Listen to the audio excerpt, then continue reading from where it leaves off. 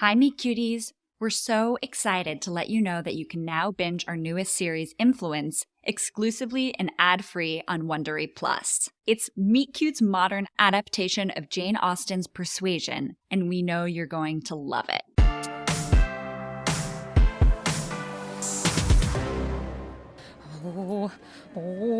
I'm not ready.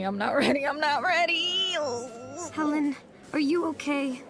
You look like you did that time you got our Hamlet and Ophelia salt and pepper shakers mixed up. Of course I'm not okay. I'm about to get my first A- ever. I think you're going to have to go a little further down the alphabet. A B? Sure, that's the one. Ooh, I'm ready. I'm stoked. I haven't gotten to do improv in a minute. Better warm up. Okay. Zip, zap, zop, zip, zap. Stop! I'm pretty sure that doing improv and doing a TED Talk Bill talk. in front of major university donors are not the same thing. Add a bucket light and a smoke machine and it We is. should have been working on this for weeks. I know. You said it all along. I don't know what happened. Not to not take responsibility for my actions, but it was like something came over me. Same. Although I'm pretty sure it's the acid I've been microdosing with. By the way, does anybody want some? No. No thanks. It was really awful. You were so mean to me, Lyle. I know, and I'm so sorry. That is no way to treat someone you love. You still love me? Of course. I don't understand what's going on. Wow, this is really weird without Demetri butting in and trying to one-up you, Lyle. We all make mistakes. And I know this is shocking. Me. I must have got seduced by Lyle's toxic masculinity and wanted the person he had. The patriarchy can be powerful. Okay, team, is everyone ready for the big prezi? Absolutely not. Great. I just came by to wish you luck. Remember, don't say Macbeth in a theater. Oops.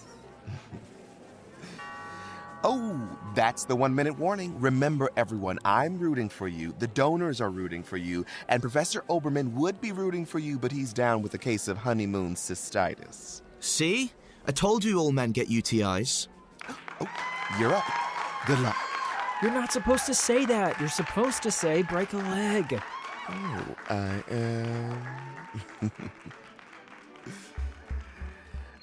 am... Okay. We're gonna get this thing started. Let's pop. Listen up. Okay. Hello, everyone. I'm Patrick Goodfellow, teaching assistant, amateur vegan, 10th year PhD, and former twink. And if you'll please silence your phones and your opinions until after the presentation, I'm very pleased, I think, to present my favorite and only Shakespeare seminar cohort for their very inspiring and thoroughly researched analysis of A Midsummer Night's Dream. They are going to do a perfect job on this because if not, they will fail their class and I will lose my job. Please welcome them.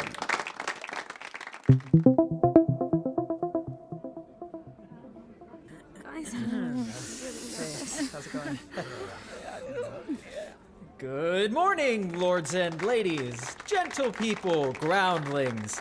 You're all looking freshly Botoxed. Now, if I could just get a suggestion from the crowd, give me your favorite Shakespearean phrase and I'll act it out. What was that? Did I hear someone say, exit followed by a bear? Okay, I'll try not to take that personally, but here goes. I think what Demetri is saying is that we're all cogs in the capitalist system that created this so-called college. and I think what Lyle is saying is that we have something pretty great to share with you. We do not have our presentation. Helen, no. Yeah, Helen, no. I can explain. Please don't fail me. I already bought my honor cords. Okay, look. About a month ago, our TA, Patrick Goodfellow, broke us out into pairs. I was supposed to work with Lyle, and Mia was supposed to work with Demetri, but Mia wanted to work with Lyle because she's in love with Lyle. And I'm in love with Mia.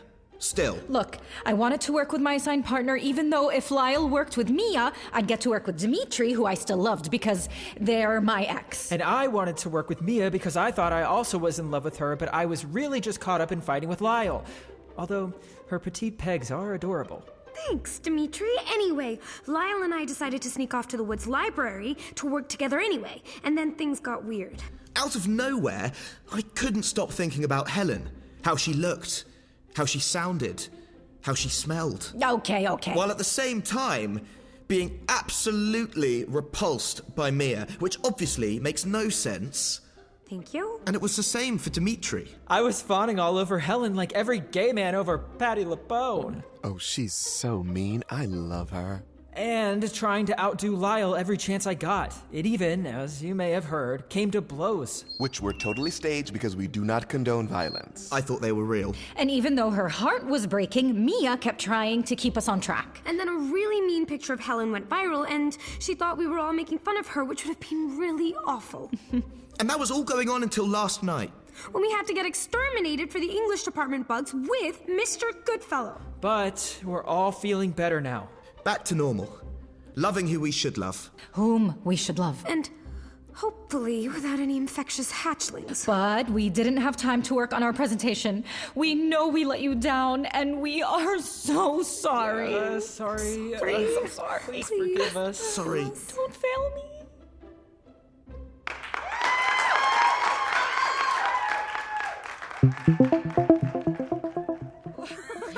Wow.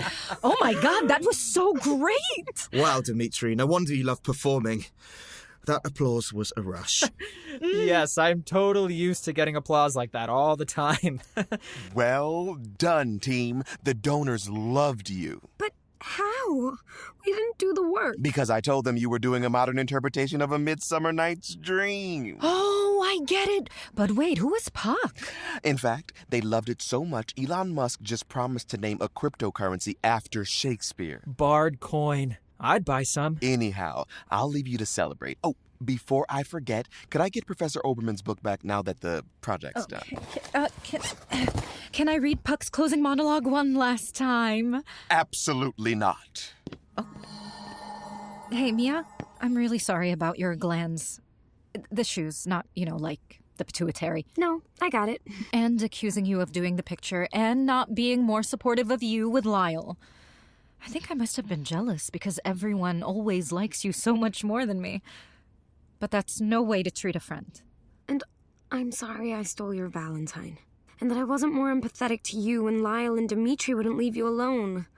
They were really mean. It's okay. And I also want to... Demetri, no one cares what you want. Wow, that was cold. Welcome to what it feels like when someone rejects you. You're just lucky I don't tease you for half a semester. Helen. If I may, Yes, Lyle? I want to apologize. You do? I'm sorry, Helen, for always being so dismissive of you, just because you vaguely resemble a donkey's behind. And also for hacking into your bank accounts and paying your bills. For petitioning the court to let us get married whether you knew it or not. What? I don't know what came over me. And Demetri, I'm sorry for competing with you all the time. Your eye looks like it's healing well. Thank you. But most of all, Mia, I am so sorry to you. I said before it was like a fog came over me, but that's no excuse. I hurt you, and I disrespected you, and I can only hope you'll let me try to earn your forgiveness. And if you ever want to talk, get a cup of coffee from a compostable K-cup, or just hold hands together in the stacks. I'm here. How do I know you're serious? I'm transferring out of the literature department. I'm going into city planning. Of course, I have a full semester and generations to make amends for. My dad loves being a city planner. I know. It's a win-win. I win your heart and his. But city planners don't earn a lot of money.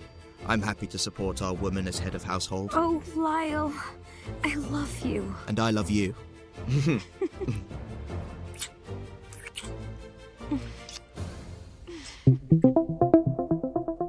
Ever since I went on a date with Helen's old advisor, dear listeners, Mia and Lyle aren't the only ones in love.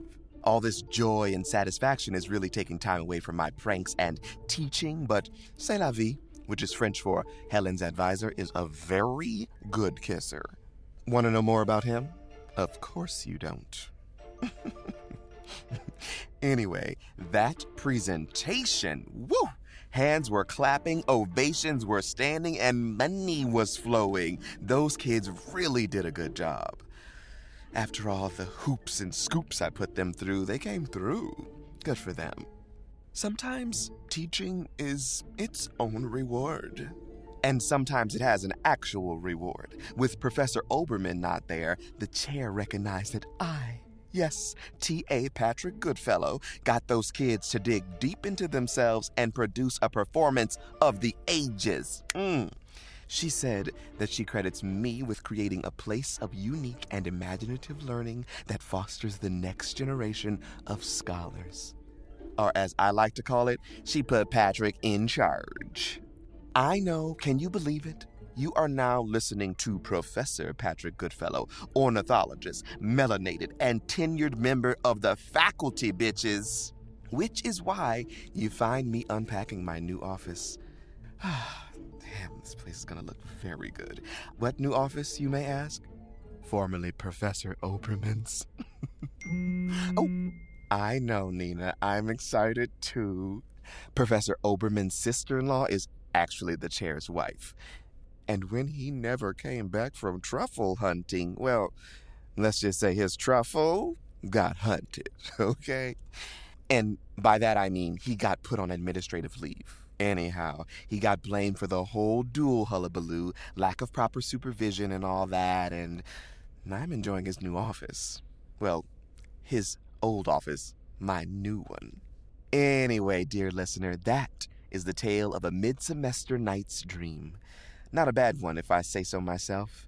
And as the OG not bald but not fat man himself, William Shakespeare, would say, if we shadows have offended, think but this, and all is mended, that you have but slumbered here, while these visions did appear, and this weak and idle theme no more yielding but a dream. Gentles, do not reprehend. If you pardon, we will mend. And as I am an honest puck, if we have unearned luck, now to scape the serpent's tongue, we will make amends ere long.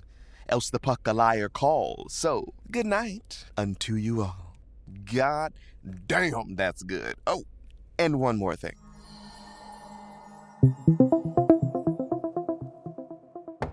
Helen, can you get that? I'm just in the middle of writing my new Mercatio fanfiction, and I'm about to get to the part where... Got it. Hope you're a serial killer, because I don't know if I can live in a world where Romeo and Juliet has been turned into a cat play. Helen. Demetri. I would have settled for the serial killer.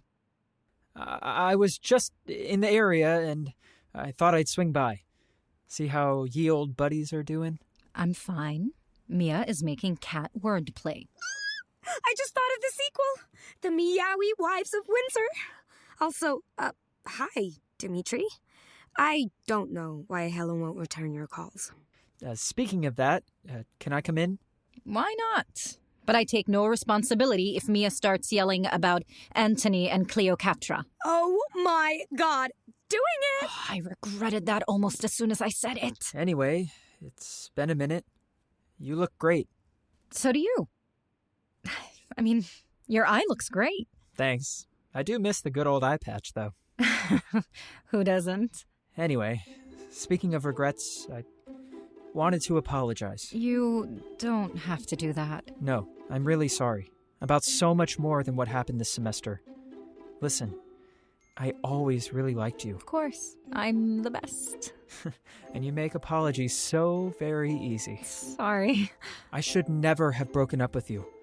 I was so stressed about not fitting in with my acting troupe, and they made me feel like I had to be a particular kind of person to succeed.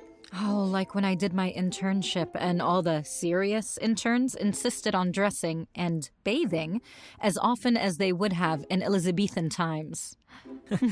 Yes, but slightly less smelly.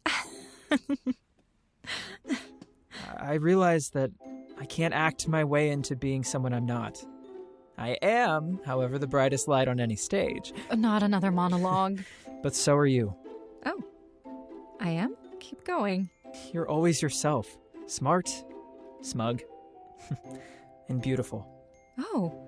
Helen, I know that it has to feel impossible to trust me, but I do love you. I love who I am when I'm with you. A scratching post on both your houses? Yes! Wait, what are you saying? Will you take me back? But what about Mia? You were so into her. Mia is great, but she can't hold a candle to you. You're going to say candle and not quote from Macbeth? Come on, Helen. I'm being serious. I'll take it. And you.